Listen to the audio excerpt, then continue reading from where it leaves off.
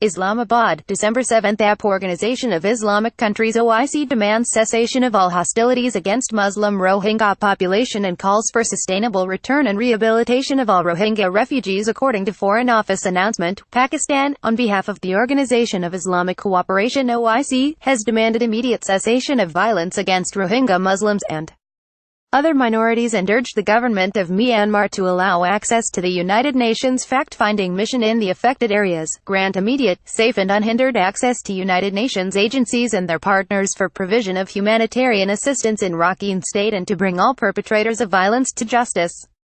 Noting the progress made bilaterally between Bangladesh and Myanmar for repatriation of Rohingya refugees, Ambassador Farooq Emil, Pakistan's permanent representative to the United Nations, in his statement at the 27th special session of the United Nations Human Rights Council (UNHRC) in Geneva, observed that this ongoing violence had forced hundreds of thousands of innocent Rohingya women, men and children to flee into neighboring states for refuge. This called for reconciliation, which could come about only when discrimination against the Rohingya Muslims of Myanmar ended. Ambassador Emil stated that OIC remained ready to work with all stakeholders to prevent human rights violations on Rohingya Muslims.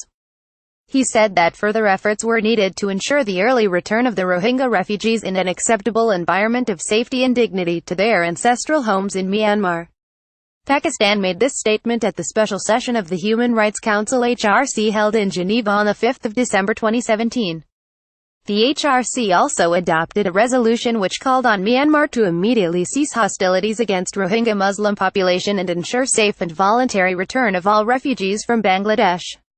33 member states of the HRC had petitioned the convening of the special session.